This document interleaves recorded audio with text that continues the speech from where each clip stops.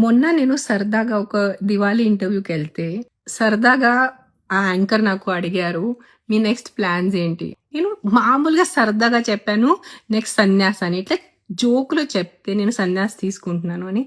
It has become such a big news. నాకు కూడా తెలీదు. నాకు మధ్యాహ్నం వరకు తెలీదు.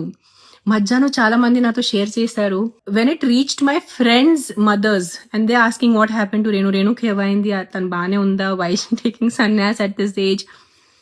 కొంతమంది బాధపడుతున్నారు, కొంతమంది తిడుతున్నారు. అంటే నేను ఏం చేసినా ఎలాగైనా తిడతారు మీరు దాంట్లో. నా పిల్లలున్నారు. ఇంకా ఆద్య 15 ఇయర్స్ 10th ఉంది. నేను సన్యాసం తీసుకోను ఎంత తొందరగా. Definitely my ultimate stage is that. కానీ ముసలైన తర్వాత, ఇప్పుడు కాదు. ఇఫ్ నౌ ఐఎమ్ 45, ఇంకా నేను 55, 65 వరకు అప్పుడు నేను వెళ్ళిపోతాను.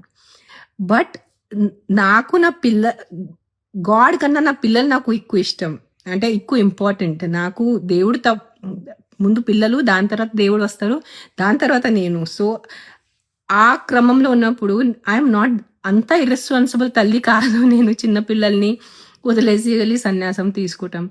కానీ నిజంగా the way the media has become, నేను సన్యాసం తీసుకోవాలంటే నాకు కాల్ చేయండి, నాతో మాట్లాడండి. మీరు ప్రపంచం అందరిని ఇంటర్వ్యూస్ చేసుకొని ఆవిడ సన్యాసం తీసుకున్నారు, మీ అభిప్రాయం ఏంటి? నేను సన్యాసం తీసుకుంటే నాకు అడగండి, నేను చెప్తాను మీకు.